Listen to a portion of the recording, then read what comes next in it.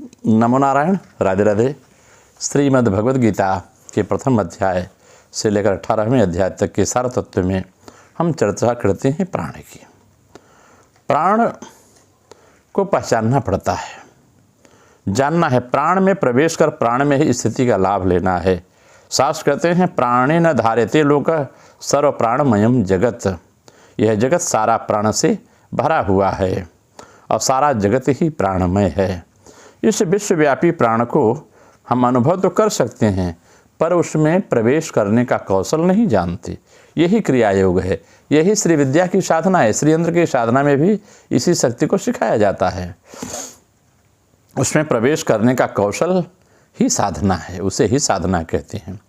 जैसे मकड़ी जाल के समान इस प्राण शक्ति के द्वारा स्वर्गलोक, मृत्युलोक, अंतरिक्ष आदि लोक बधे हुए हैं, व्याप्त हैं। इसलिए इस प्राण को वशीभूत करने पर त्रैलोक्य में कुछ भी आपसे दूर नहीं रहता है।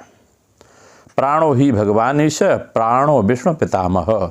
समस्त देवताओं के प्राण के विभिन्न शक्तियाँ मात्र हैं प्राण। यदि प्राण न होता तो जीव या किसी वस्तु का प्रकाश हम देख नहीं पाते। अतएव हम चाहें जिस किसी भी देवता को पूजा करें, उपासना करें, किसी विधि से क्यों न करें, परंतु हम प्राण शक्ति की ही उपासना करते हैं। परमात्मा ब्रह्म जो है मन वाणी से अगोचर है, परंतु उसकी मुख्य शक्ति यह प्राण है जो हम सबके ज्ञान का गोचर है। यही परा पराणाम परमा त्वमेव परमेश्वरी। दुर्गा सप्तशती में चर्चा है कि समस्त जगत की महद योनि या जगदम्बा यही है। यह ब्रह्म विष्णु और महेश्वर की भी जननी है। यह वही जीव की उपासना है। उनकी महिमा देवी शक्ति में वर्णित है कि हम राष्ट्रीय संगमनि बसोनाम चिकित्सी प्रथमा यज्ञयानाम ताम माँ देवाह व्यदधु पुत्रा भोरिस्थात्रा भुर्यावेशयन्तिम। कहते हैं कि मैं इस ब्रह्मांड की एकमात्र सृष्टि हूँ। माँ कहती है और स्थिति और लयकारिणी हूँ। मैं पार्थिव और अपार्थिव सब प्रकार के धन जीव को देती हूँ। मैं ही ज्ञान स्वरूपा हूँ। मैं इस लोक का वैभव देती हूँ, मैं उस लोक का भी वैभव देती हूँ। माँ कहती है, जिसके द्वारा जीव मुक्ति प्राप्त करता है। यज्ञानाम प्रथमा, समस्त यज्ञों का कर्म मैं ही प्रथम हूँ। यह कर्म उपासना अथवा उनका फल ज्ञान कुछ भी नहीं हो सकता यदि जगदात्री रूपी प्राण न हो। इस मंत्र रूप से श्वास प्रश्वास से प्रविष्ट होकर यज्ञ का शाश्वत फल शांति प्रदान करता है। दूसरे सारे कर्मानुष्ठांगिक मात्र हैं। प्राण ही प्रथम जागृति को प्राप्त कराता है। प्राण से ज्ञान और विविध धर्म उसके फल उत्पन्न होते हैं। इसी कारण सबका आदि प्राण है। कहते हैं भूरि स्थात्रा भूरि आवेशयन्तिम। नाना भाव से अवस्थित है। एक प्राण इतना रूप धारण किए हुए है, उसका अंत नहीं। 84 लाख योनियों में पड़ा हुआ है। देवता से लेके मनुष्य, पशु, कीट, पतंग, पक्षी, वृक्ष, लता, गुल्म, पहाड़, नदियाँ, ये सारे प्राण के विभिन्न रूप हैं, प्रकाशित रूप हैं। इस प्रकार प्राण नाना रूप में प्रतिष्ठित है। ताम माँ देवा भेदु। देवस्वभाव दैवी गुण समस्त जीव इसी कारण मेरी उपासना करते हैं, क्योंकि माँ सब में है, वो शक्ति सब में है। इसीलिए परमात्मा को कहा गया है त्वमेव माता। पहला शब्द माता कहा गया है, आप माता हो। प्राण की उपासना ही वस्तु ब्रह्म शक्ति की उपासना है। इसे ईश्वरोपासना भी कहते हैं, या जिसका नाम लेके सगुण ब्रह्म में आप उपासना करते हैं उसे इस ईश्वर की उपासना कहते। जैसे देवी, हनुमान, भगवती, राम, शिव इत्यादि। देहाभिमानी जो व्यक्ति हैं वे कभी निर्गुण ब्रह्म की उपासना नहीं कर सकते। वह इंद्रियों के लिए अगम्य है, मन भी उनके पास नहीं पहुंच पाता। ब्रह्म के संबंध में श्रुतियाँ कहती हैं नान्तम प्रज्ञ न ही ब्रही प्रज्ञ नो भयतः प्रज्ञ न प्रज्ञान घनम। इस प्रकार से ब्रह्म को जानना है तो ब्रह्म ही जानत तुम्हें हो जाए। जो ब्रह्म को जानना चाहता है वो स्वयं ब्रह्म हो जाता है। परंतु ब्रह्म की मुख्य शक्ति जो प्राण रूप में जगत धारण किए हुए है, जिनके न रहने पर कुछ नहीं रहता। आज ये शरीर है, अभी प्राण निकल जाए जिसके माया, पद, प्रतिष्ठा, ऐश्वर्य, वैभव, साधना सब नष्ट समझ में आती हैं, क्योंकि प्राण शक्ति के साथ वो निकल जाया करता है। सहसा सर्वेश्वरेश्वरी जीव का नक्श से लेकर सिर तक जो भी है सब प्राण से भरा हुआ है। प्राण नाड़ी जाल के भीतर नाना केंद्रों में संचरण करता हुआ जीव की जगत लीला को संपन्न करता है। शैशाम प्रसन्नाम वरदा नड़ा भौत मुक्ते, वह प्रसन्न होकर वरदा रूप में जीव को मुक्ति का कारण बनती है। इस प्राण के अंतर्मुख होने पर ही शिव शक्ति का सम्मिलन होता है, तभी तत्वज्ञान का उदय होता है।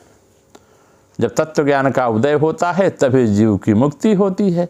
इसी कारण प्राण की उपासना के बिना अन्य कोई उपासना सफल नहीं होती है। न्यास के एक मंत्र में विषयों को संक्षेप में हम चर्चा करते हैं। जैसे हृदय न्यास में लिखा है कि नैनम छिंदन्ति शस्त्राणि और नैनम दहति पावक। फिर सिर के न्यास में लिखा है न चैनम क्लेदयन्त्यापो न शोषयति मारुतः। यह चर्चा न्यास में की गई है, सिर के लिए और हृदय के लिए। अगर हम इसकी चर्चा करते हैं संक्षेप में, तो समस्त शस्त्र समूह इस आत्मा का छेदन नहीं कर सकते। तो शस्त्र क्या है? पृथ्वी से बने हुए तत्व हैं। ये पृथ्वी तत्व है। अग्नि से जला नहीं सकती, अग्नि तत्व है।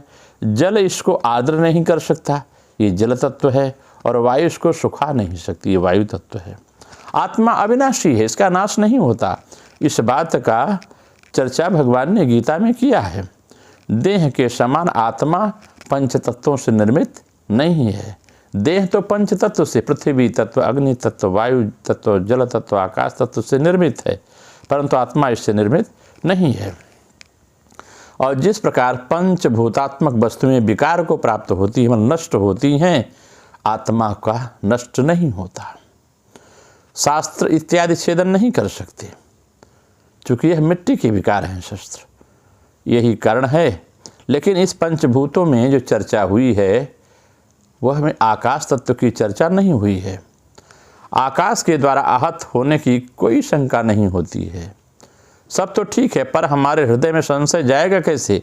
मस्तिष्क के बाह्य विषयों के ज्ञान का संस्कार और हृदयस्थ संशय, ये दो आत्मदर्शन के प्रबल विघ्न हैं। हृदय ग्रंथ के छिन्न भिन्न हुए बिना सिर के सहस्त्रार में स्थित आत्मा रूपी शिव का ज्ञान प्रस्फुटित नहीं होता है। कहते हैं हृदय ग्रंथ के छिन्न होने पर ही आत्म साक्षात्कार होता है। आत्म साक्षात के द्वारा यथार्थ चिंतन अतीत अवस्था को व्यक्ति प्राप्त करता है। और इस प्रकार निश्चिंतता प्राप्त हुए बिना कोई योग को प्राप्त नहीं। जब निश्चिंत हो जाएंगे, नहीं मैं आत्मा का साधन कर रहा हूँ, तो आप लगातार अभ्यास करेंगे। इसलिए आपको अभ्यास रोकना नहीं है। धीरे धीरे धीरे धीरे धीरे धीरे बूंद बूंद से घड़ा भरता है, यदि आपका साधना मार्ग परिपक्व होगा। इस ग्रंथ भेद की साधना प्रणाली है। जो लोग इस साधना प्रणाली को जानते हैं, उनके द्वारा साधना करके अपने कृतकार्य होने पर वो धारण कर सकती हैं। ये आत्मा जो है यह पंचभूतादि से पृथक है। ये पंचभूतों का प्रभु है, यही पंचभूतों को धारण करता है। उस समय की धारणा ग्रंथहीन हृदय का निर्मल बोध होता है। उस समय होने वाला बोध आत्मज्ञान का ही बोध है। चाहे मौखिक ज्ञान हो, चाहे ग्रंथ के ज्ञान के द्वारा हो। मौखिक ज्ञान से, ग्रंथों के ज्ञान से जो हृदय की ग्रंथि है यह खुलती नहीं है। और इसका माध्यम श्वास है। हम श्वास लेते हैं, श्वास ठहरती है, फिर हम श्वास छोड़ते हैं, यही इसका क्रम है।